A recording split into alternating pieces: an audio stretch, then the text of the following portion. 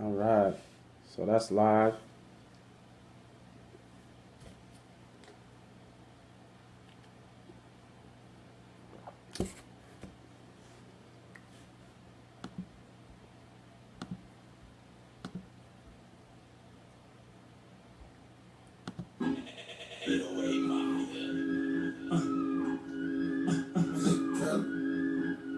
We the best music. Oh, this what we doing here? Another one. I might have to put on my jury for this one. Yeah. I like that. Oh, we good now? Major key alert. So I want to thank everybody and anybody who's listening out there for coming through and listening to the MoneyPot podcast. This is our first podcast that we kicking off. Everybody on Facebook Live, man, I appreciate y'all for tuning in to me. It's going to be a good one, man. We're going to have a lot of fun doing this. Stick with me a little bit. I'm just getting used to getting everything together, getting the equipment together. We just had our first little blunt. I paused the recording. I didn't mean to do that, but so we're gonna kick right into the show. It took a lot of hard work, a lot of grit, a couple dollars to get to where we're at right now, but I do appreciate all the support.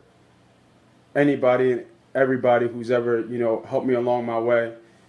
Especially a special shout out to my sponsor, the Fresh Philly Inc., Nasir Yard, and all those folks over there doing well. Shout out the shirt a little bit. Let me see if I can get that a little bit. $10 a shirt as always. Go check them out on 2825th North 22nd Street or give them a call at 267-687-7483. They do screen printing, graphic design, and embroidery, and much, much more. So definitely give him a shout out. Ask for Nasir Yard, and he'll definitely take care for you. And also drop that name, drop MoneyPot Podcast. He might even hook you up a little bit of discount. I'm not sure. Count how you feeling on the day. But hey, let's get into the show. Let's get everything moving. So we're going to be here. We're going to be talking about DraftKings. We're going to be talking about sports betting. We're going to be talking about fantasy football, local sports, and obviously the game coming up on Thursday, because football season is here, y'all. And I mean, what better season is there than football season? And it's kind of funny. I got an alert on my phone that said that they made $6 billion last year in college sports. And that's just on the major conferences. That's not, all football. We're talking about $6 billion last year. And they won't give these kids no money, no extra incentive or anything like that. These kids, they're making a killing off these kids. So that's just a funny stat that I just want to put out there. I see a couple people tuned into the show on Facebook Live, man. Holla at y'all. I appreciate that. So let's get right into it. The first thing we're going to talk about our Eagles, man. So they cut down. Oh, I'm jumping the gun. Let me slow down a little bit. Bradford is gone, and ladies and gentlemen, Carson Wentz is your starting quarterback. I kind of feel good about that.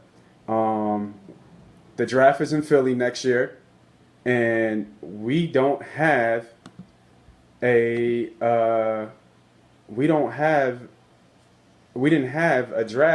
first round draft pick coming up this year.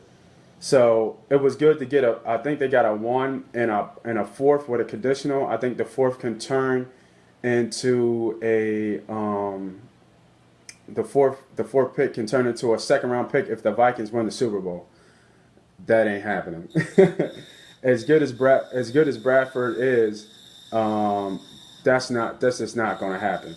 So, but we still got that first round pick. So, I think we should show out in Philly and go to the draft, man. If y'all with me, man, I'm down to go out there with the Money MPP shirts on and really show out a little bit right there. So, Let's get back to the Eagles. So what I got here. So the trade was the trade was a good trade, and I think actually Howie might actually get executive of the year the way he's going. He's been willing and dealing since day one, since he got power back. So it wouldn't surprise me if you see Howie Roseman getting some type of executive of the year award. He's definitely a winner in my book because he's been doing his thing since day one, since Chip was out of here. He's been willing and dealing, getting this roster back to hopefully the glory days where we were in the early 2000s. A little feedback noise. Give me 1 second, y'all. Hold on 1 second.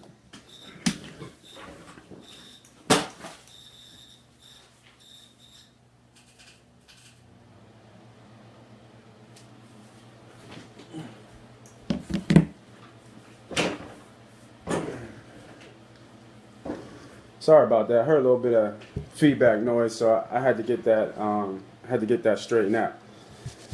So we talked about the Bradford trade a little bit. Like I said, it was a good trade. You know, we're going to look at what we have in this roster right now. So as of right now, we have Chase Daniels. He sucks. Just point blank, he is terrible. He is trash. The warm-up game, I think game 3, he threw 2 picks. On my MoneyPot podcast forum, we have 10 bold predictions, and the bold predictions as of right now is that the Eagles are going to start 1-5. I think that's a big possibility. Like, I don't see them beating Cleveland right now. I don't see them beating Chicago. I don't see them beating Pittsburgh. I don't see them beating Detroit. Washington. They really could go 0-6. They got a shot against Cleveland, but RG3 is, looking like he's coming a little bit back into form. So, I don't know. We'll see how that goes. We'll talk about that a little bit later. So, I don't think the outlook's good. I think that's why they said they was going to start Carson Wentz in the beginning. Daniels he doesn't have it at all. He's getting a good check for that. So, whatever. But I like the rookie. I like his poise. From what I saw when I actually went and checked him out the game he got hurt against Tampa. He slid in the pocket well. He stood tall in the pocket well. He made some good decisions. There was one bad throw he probably went back. He had some pressure in his face. He shouldn't have let it go. That was an interception. But he has some escapability. He's not as athletic as, they say, like he's athletic as Cam or anything like that. I think that was a little overbearing there with that type of comparison. But he does have some escapability. He can move. And he's got a good arm. So, and he's tough, too, because he took that shot to the ribs and he still played with, a couple cracked ribs. So I can't be mad at him. I like the move. And, hopefully the Eagles should be on the up and up with a new quarterback at helm.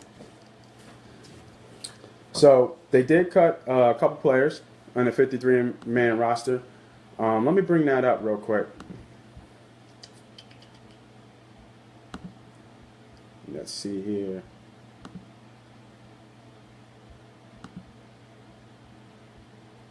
Give me 1 second. I'm just bringing up the 53-man roster for the Eagles.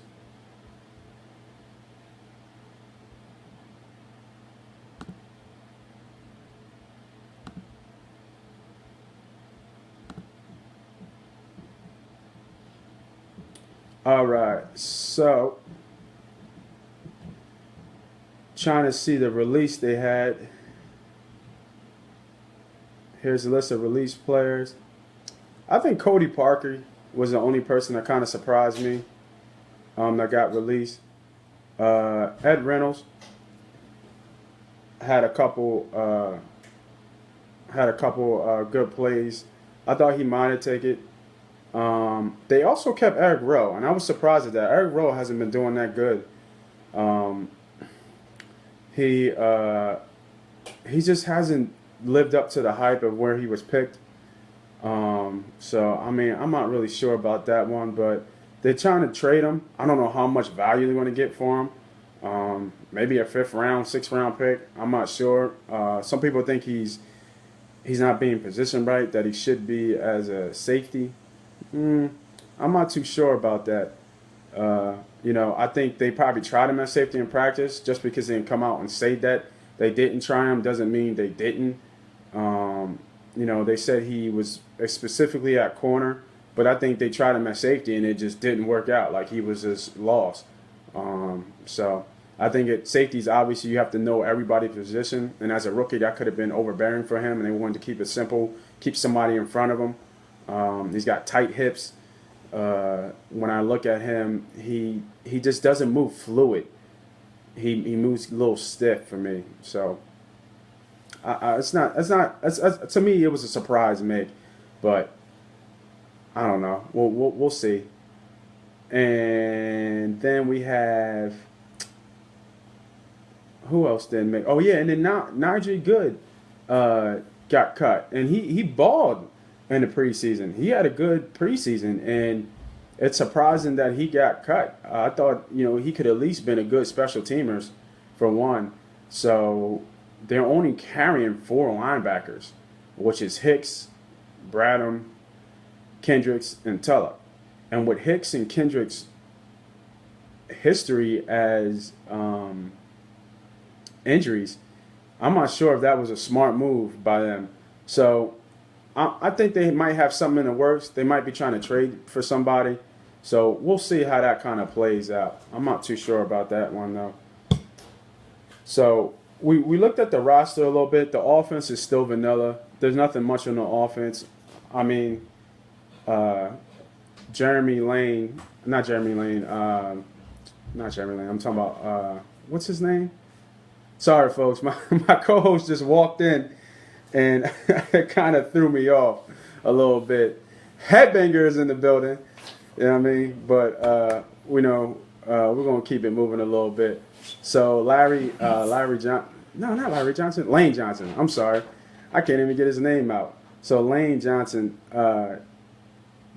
got it didn't even come out yet that is about his suspension yet. I don't even know what's going on with that yet. It's kind of still like in the air. He could get suspended. I just saw that what's the dude's name? Gregory, the dude from Dallas. Let me look it up. I forget his name. Randy Gregory. Randy Gregory just beat his appeal for his 10-game suspension for PED. So maybe Lane's got a little chance for him. I'm not really too sure. So let's look at the NFC East. So we got the Eagles, we got the Cowboys, we got the Redskins, and we got the G-Men. I'm just going to tell you right now, the Eagles are going to be last in this division. They just don't have the talent to compete with the other teams, even though the other teams are not as talented as some of the better divisions. But I think the G-Men are better than what people think they are. I think Kirk Cousins from the Redskins is the real deal. And I actually think Dak Prescott is going to surprise a lot of people this year with the Cowboys. He's got the best offensive line in the game.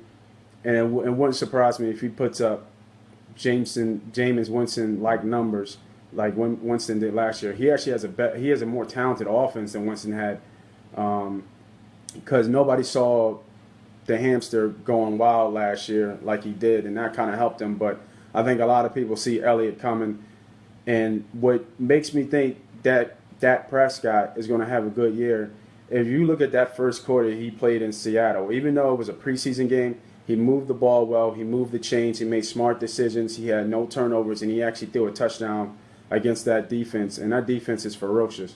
So even though it was vanilla, it was, man up, probably a lot of base coverage zones and, not too much, extravagant blitzes or anything. The rookie handled himself well, and he did deliver against a really, really, really good defense.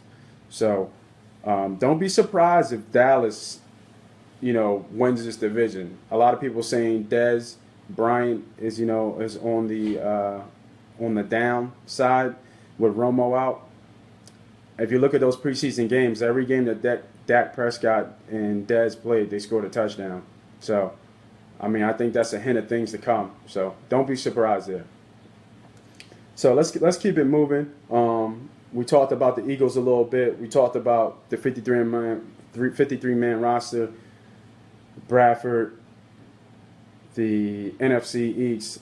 Well, let me hit you with the outlook. So I'm looking at the schedule right now.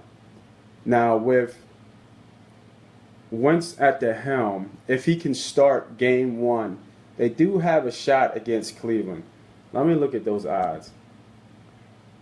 And we're still favored. We're actually favored by -4 against Cleveland.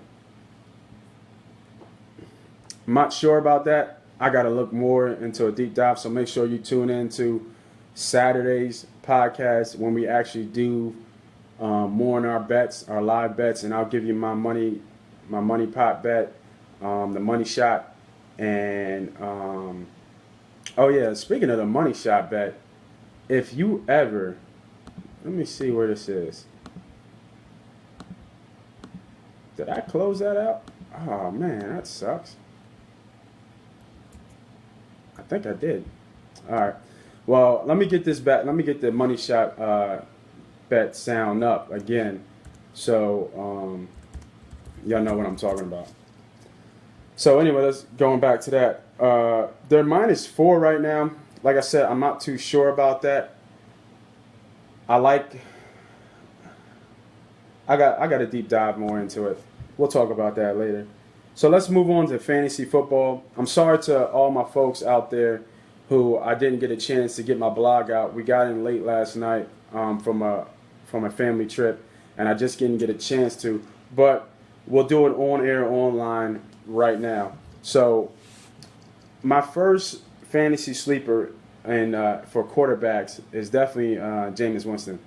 I think he showed real promise last year. Obviously, he was helped by a great run game, but I think that he's going to just keep coming. He has a great weapons, and they're all 6'4", 6'5", and they're all super talented. And not even that I'm trying to think who we got here. We have the tight end. I forget his name, but we have Vincent Jackson. We have Mike Evans, and he doesn't have to just throw it up there to him, but it's a good thing that they're going to come down with it. I'm just trying to get some stats of what they did last year.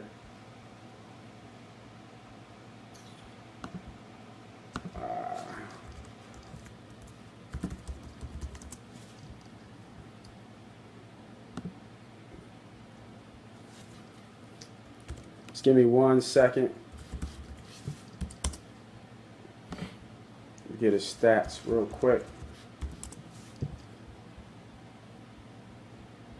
There we go.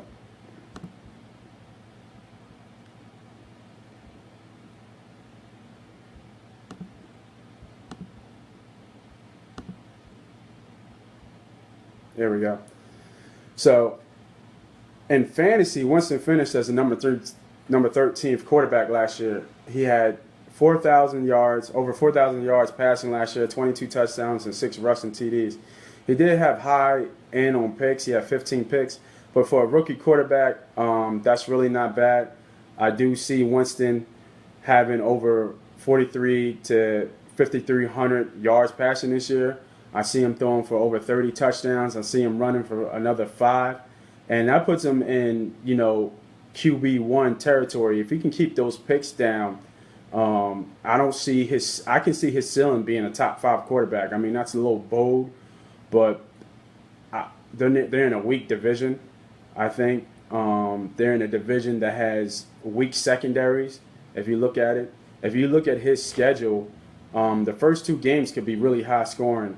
I think the first game is with the Cardinals, and I'm not sure who the second game is. It might be with Atlanta, but those 2 games could be really high scoring and putting up points. And if you look at the meat of the schedule for the Bucs, they have 3 home games against really soft secondaries. Check those weeks out, weeks 8, 9, and 10. So I think Winston can do some damage there. And then here's a nice little tip. They have the best playoff schedule for fantasy football from weeks 14 to 16. 2 of those games are against New Orleans. So you know that's always a good play when you're going against New Orleans. I think he'll have a better year than Tyrone Taylor, Blake Bortles, and Phil Rivers. Mark that down. I said that. So moving on to the running backs, I actually think we got a home guy here. I actually think Ryan Matthews is a big sleeper. He's poised for a big breakout year. They don't have much on offense, and he's going to be the only answer. And nobody's ever questioned his talent, but there's always been the question is, can he stay healthy? I honestly think he does. I think he plays at least 14 games this year. I don't think it's out of the norm if he gets 14 to 1,500 yards with double-digit touchdowns, whether it be receiving or running. And if you look at fantasy football, those are RB1 numbers. He's being drafted as 22nd running back right now. The system is very friendly. If you look at Jamal Charles' history, he has a similar skill set to Matthews, a little bit different. Charles is a little bit of a slasher, but he can go in between the tackles, and bang a little bit. But, obviously Charles has flourished in that type of offense. And if you look at Matthews' best year, it was back in 2013. He had 1,200 yards, 6 rushing touchdowns, 200 yards receiving, and 1 passing touchdown. He did play 16 games that year, though. So, that might be a little stretch since he's going to be the featured back. But I think that he could, like I said, play 14 games. And then last year, if you think about it, let me step back. After 2013, he played 16 games. Then 2014, he got hurt. He was only limited to seven games, and then he got traded to Philly. That's 2015, and a timeshare with 2 other backs. He actually put up pretty good numbers, and he was actually the best back that we had in Philly. He tied his best year with 6 rushing touchdowns. So I think that this year he'll probably double those touchdowns easily. Anywhere from low end 8, high end 12. You're getting him in the 5th round right now when you're drafting, and I don't feel great with his injury history, him being my number 1 running back on my draft team. But if I did have him as my number 1 running back, I don't feel like that's a bad thing. So keep a lookout for Jameis Winston as your quarterback sleeper and Ryan Matthews as your running back sleeper. Next, we're going to go into receivers. Should be a familiar name. I think Deshaun Jackson is going unnoticed right now. We all know his talent. We all know the speed is elite. I think he's a little bit tougher than what people give him credit for. He does make tough grabs. He does go over the middle for as small as he is. And he's obviously I think he might be one of the toughest matchup one-on-one for any CB in the league. Just because of his speed, he can beat you in a second. And not even that, people forget about he's in a very weak division. And, I don't know if one cornerback can stick him in our division. And that's 6 games right there if you think about it. So, and it's contract year. Don't forget that. You got to look at these players who are paying for money. And he likes to go out there and talk that he's the best, that he's the number 1 receiver. And you need that in the NFL. You need that type of confidence. You need that type of swag. He believes in himself. I think he leads the Redskins in receiving yards. I see him getting 8 to 10 touchdowns. And don't forget, he is a monster on special teams. People forget that about him. Yes, is he a receiver? But if they put him back there at punt return, you can forget about it. His average draft position is the 11th round right now, but he's going to have eye-popping games this year. So, definitely take a look at him, later on in the draft, and you don't be scared to risk, moving up a couple rounds if he's there to grab him. So we have Jameis Winston, Ryan Matthews, Deshaun Jackson. We're going to go to tight ends, and I know a lot of people are loving Fleener right now because of what Benjamin Watson did last year in New Orleans. Obviously, with Breeze and company, that's a very friendly tight end offense. So I think he does have a good year. I think everybody knows that. But I think somebody else who's going on unnoticed is Antonio Gates. Now, everybody knows Antonio Gates is a little on the older side right now. He was a beast back in his prime, so he is past his prime. but I think that his rapport with Rivers is obviously unquestioned. I forget his name, but I know their tight end, who was a little as athletic as he was, their backup tight end, who had a lot of promises in Pittsburgh right now. And then they had another tight end who just recently got hurt in the preseason. So it's just Gates now. I think they might have some no name behind him, but it's really just Gates. And with that being said, I think he's a savvy vet. He knows how not to get hurt. I honestly think, I know it's bold, but I think he might be a top 5 this year as a tight end. You know, he's always open for checkdowns. He's a monster in the red zone. I actually think he has a better year than Greg Olsen this year, who's going higher than he is, a lot higher. There's some drafts I've seen that Gates doesn't even get drafted. So just keep your heads up. I mean, keep your head out looking for Antonio Gates. He could have a couple 8 to 10 catch games. I don't think 10 touchdowns is out of the question. So definitely take a look out for that. And then for defense, we're going to go back to the home team. I think the Eagles is going to surprise a lot of people defensively this year. I know it's preseason. They play lights out preseason so far. And it's the first 3 games they've held opponents to, I think, an average of 4 points. Well, that's pretty impressive, even though it's preseason. I'm a big believer that the game is won in the trenches. The defensive line is not only talented, but they're deep. They have a crazy rotation. They have that wide-eyed scheme that just wreaks havoc and lets them play and get up the field. They added Tulloch to their linebackers. I think they needed a veteran presence there, which is nice. Our secondary is one of the weakest, I believe, that we're used to having. They'll be tested against a strong receiver group in the NFC East. You got your Beckhams, you got your Dezes, you got your Deshaun Jacksons. But I think the safety play should try and kind of compensate for that. They're going to Jenkins and who's the other one? McLeod, I believe. They're going to be able to put. They're smart guys. They still got some juice left in the tank. They're going to put the secondary in the right positions, but it's going to be up to the players to play. I mean, our corners are not terrible, but the talent that they're going against, I don't think they can just keep up with them. So the key is going to be the D-line getting home, which I think they do. If they can get home to the quarterback, it's going to help our secondary so much. So I see the Eagles finishing in a probably top 10, maybe top 8 in total defense. I don't think that's far-fetched. So for all my fantasy guys out there, I'm doing a MoneyPot fantasy football draft, and I do have my draft lineup here. Well, not my draft lineup, but we're going to do the draft order live right now. So I got a couple things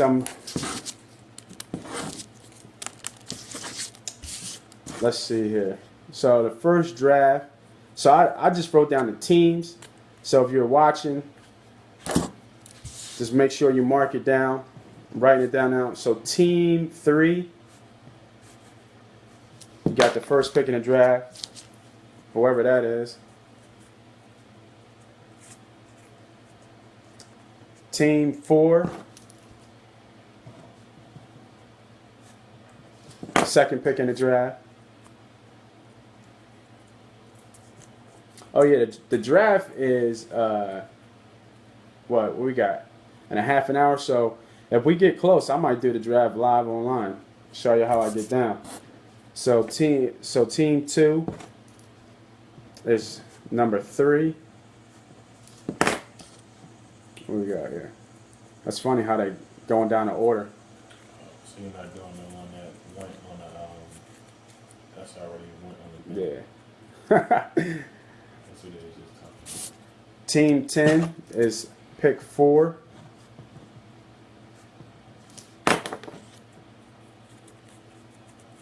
Let's see what we got here. Team 8 is pick 5.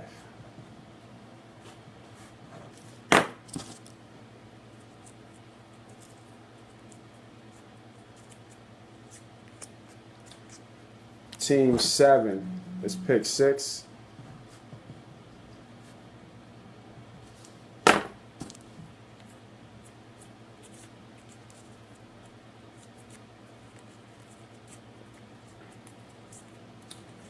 Team 12, pick 7.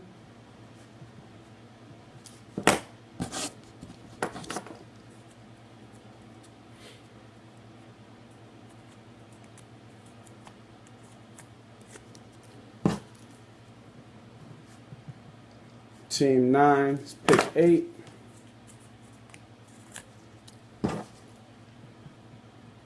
Team 11 is pick 9. 10, 11, 12.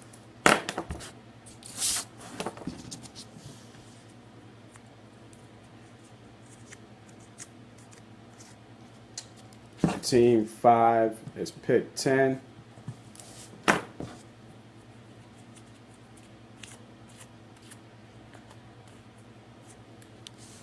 Team 6 is pick 11. And Team 1 is pick 12. So I'll post that on the ESPN Fantasy Football app once we get done the podcast.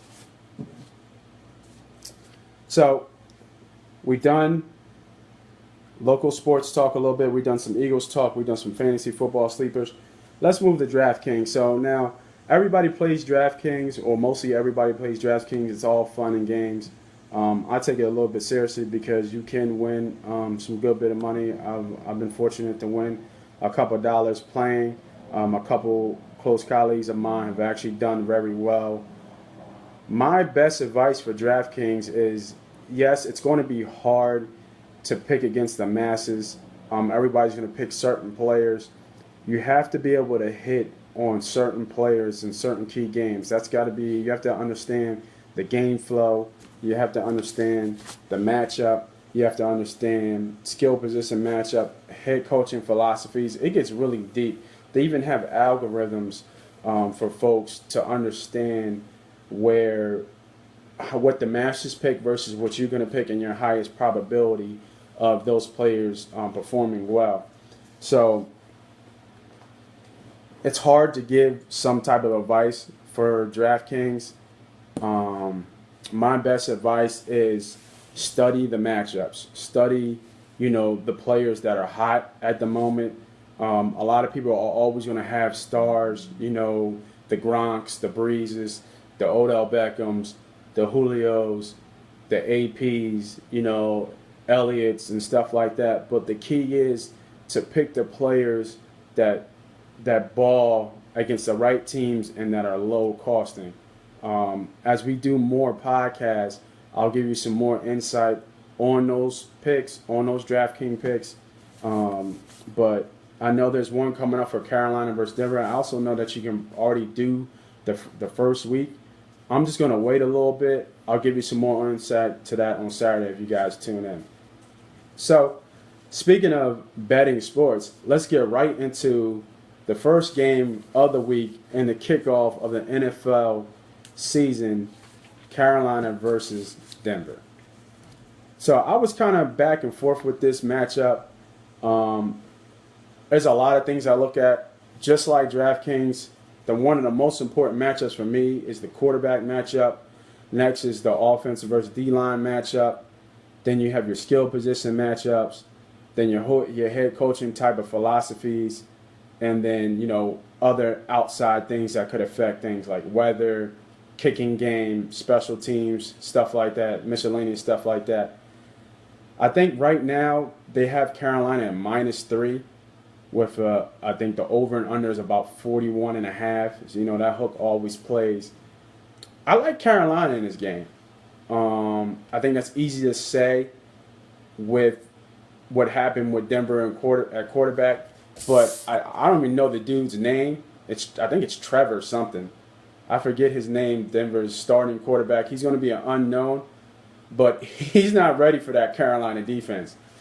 I think it's funny, Carolina's starting 2 rookie corners, I believe. So, which could be troublesome. But I just think that front 7 with Carolina, with Luke, Thomas Davis. I think Short's up there. I'm trying to think of some other key players on that defense. Who? Johnson. Who? Charles Johnson. Oh, Charles Johnson as the DN. I just don't think that, Denver is going to be able to hold up too well. I think that their rookie quarterback is going to make mistakes. He's going to throw some picks, and it's going to give Cam and those folks a couple more possessions, to get the job done. But then in all, you still have to look out for Denver's defense, because Denver's defense is no joke. If they can get to Cam and disrupt Cam, and Cam hasn't looked like Cam in the preseason, and that's against vanilla defenses. He's throwing a couple bad balls, forcing things. But I think that their receivers can beat Denver's corners. I think Funchess is actually going to have a better year than Benjamin, or close to it. I think he makes a big jump. I think Benjamin actually does have a good game. We always can count on Olsen. He doesn't get hurt. He plays through a lot of pain. He's always knows how to get open, and Cam does look for him. I'm not sure about the running game. I'm not a big Jonathan Stewart fan, but with Cam always back there, he's always a threat to take off. But I think they keep him bottled in the pocket, just like the Super Bowl. I don't think he gets loose too much. So Cam's gonna have to beat them with his arm, which he can do, and he proved that last year that he can score on this defense. I don't see Denver winning this game, even though it's their home opener. They're going to have a lot of things going for them. The crowd's going to be into it. They're going to be celebrating that championship. You still got Ware on that side. You still got Von Miller, and when you ever have Von Miller, that's always a great thing going. So the money pick right now, I'm gonna have to go with Carolina -4. So you can lock that in. We're gonna start off the year right by picking Carolina Panthers over the Denver Broncos -4. Lock it in. Moss Money told you to do it. So that's going to conclude our podcast. I want to thank everybody on Facebook, anybody listening on SoundCloud, iTunes. I want to appreciate y'all for checking me out, and tune in next Saturday when we go live again, and I'll have my co-host with me doing that damn thing.